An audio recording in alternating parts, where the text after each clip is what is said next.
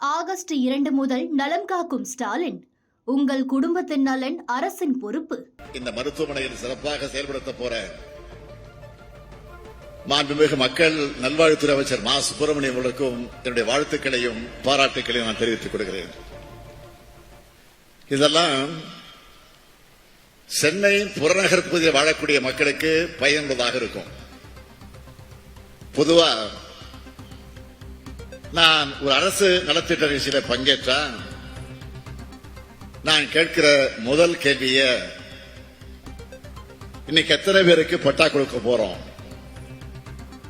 ஏன்னா ஒரு மனிதருக்கு அடிப்படை தேவைங்கிறது உண்ண உணவு, உடுக்க உடை, இருக்க இடம்.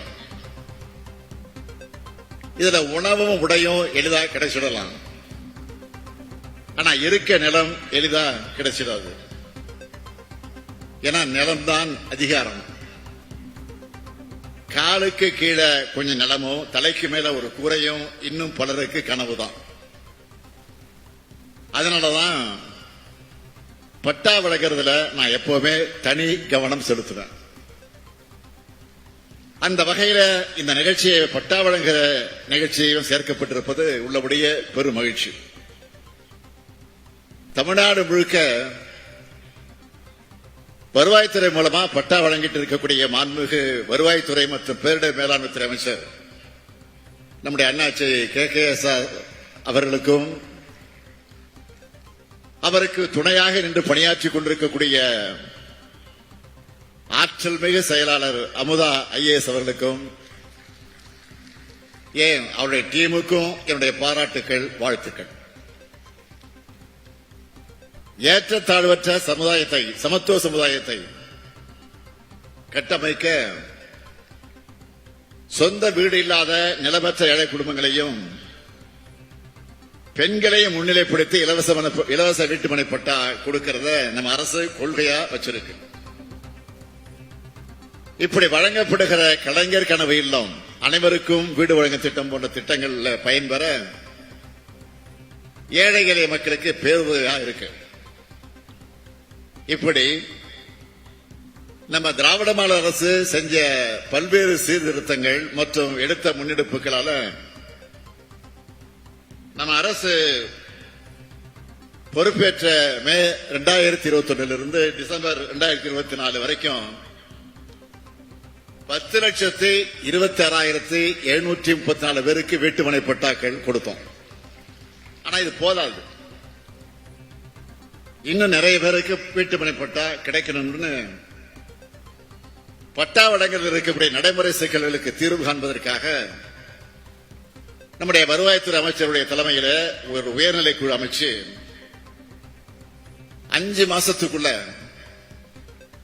5 லட்சம் பேருக்கு வீட்டுமனை பட்டா வழங்கணும்னு ஒரு இலக்கு நிர்ணயிச்சோம்.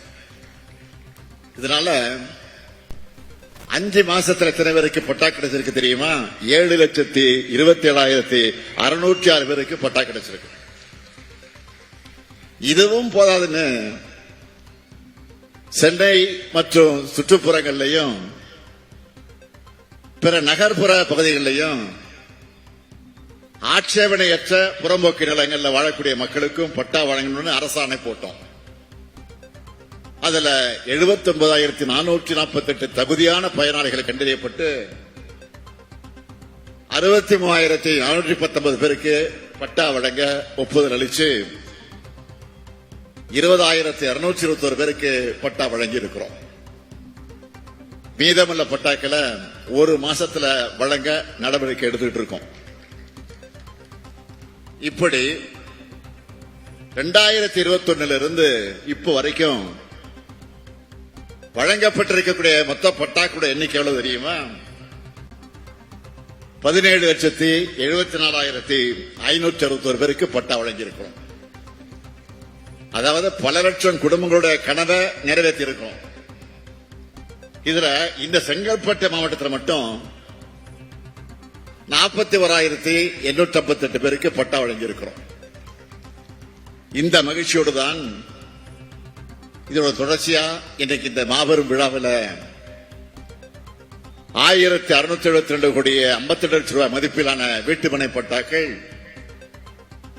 அதாவது 20,021 பயனாளிகளுக்கு நான் வழங்கியிருக்கிறேன். தென்குமரியிலிருந்து சென்னை வரைக்கும் சமச்சீரான வளர்ச்சி இருக்கணும்னு ஒவ்வொரு மாவட்டத்துக்கும் பார்த்து திட்டங்களை நாம செயல்படுத்துறோம். தொழில் நிறுவனங்களை கொண்டு வரோம், வேலை வாய்ப்புகளை உறுதி செய்யறோம். இதனாலதான் 11.19 விழுக்காடு பொருளாதார வளர்ச்சியோட நம்ம திராவிட மாடல் ஆட்சியில இன்னைக்கு தமிழ்நாடு தலை நிமிர்ந்து நிற்குது. 14 ஆண்டுகளுக்கு முன்னாடி இருந்த தலைவர் கலைஞர் ஆட்சிக்கு பிறகு இப்பதான் இந்த இரட்டை இலக்க நாம அடைஞ்சிருக்கிறோம். இது சாத்தியமாயிருக்கு. நாட்டில் வேற எந்த மாநிலத்திலும் இவ்வளவு வளர்ச்சி இல்ல. ஏன் நாட்டோட வளர்ச்சியிலும் கம்பேர் பண்ணி பாத்தீங்கன்னா நாம தான் இன்னைக்கு மிஞ்சி இருக்கிறோம். இதுதான் திமுக ஆட்சி, இதுதான் திராவிட மாடல் ஆட்சி, இதுதான் முத்துவேல் கருணாநிதி ஸ்டாலினுடைய ஆட்சி. 2011 இருந்து 2021 வரைக்கும்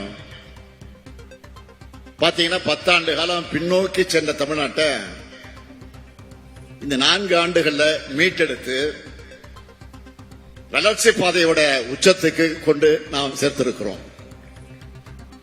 இதை பொறுத்துக் கொள்ள முடியாத மாண்புமிகு எதிர்க்கட்சி தலைவர் திரு பழனிசாமி அவர்கள்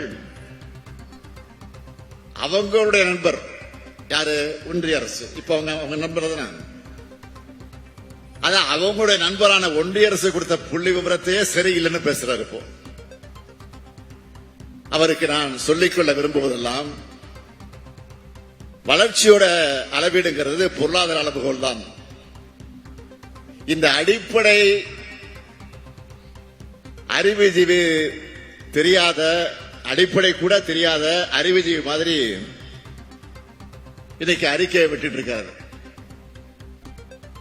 உங்களுக்கு என்ன வைத்தறிச்சல்னா, இந்திய அளவில் பிரதமர் மோடியால சாதிக்க முடியாதத மற்ற மாநிலத்தில் இருக்கக்கூடிய முதலமைச்சர் சாதிக்க முடியாதத இந்த முத்துவேல் கருணாநிதி ஸ்டாலின் சாதிச்சிட்டு இருக்கிறான, இதுதான் அவங்க வைத்தறிச்சலுக்கு காரணம். மாண்புமிகு பழனிசாமி அவர்களே, நீங்க கூட்டணி வச்சிருக்கிற ஒன்றிய அரசால கூட மறைக்க முடியாத, மறுக்க முடியாத அளவுக்கு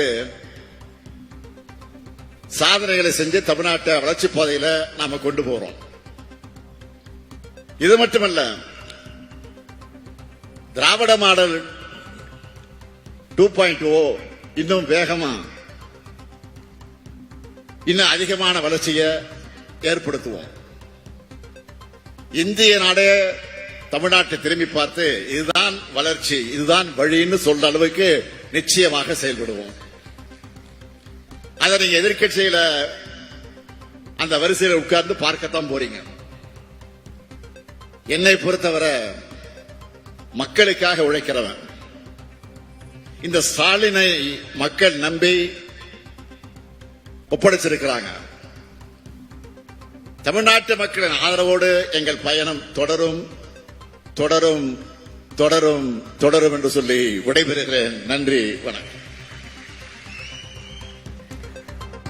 தமிழ்நாட்டின் பொருளாதார வளர்ச்சி தொடர்பான மத்திய அரசின் புள்ளி விவரத்தையே எதிர்க்கட்சித் தலைவர் எடப்பாடி பழனிசாமி தவறு என்று சொல்கிறார்.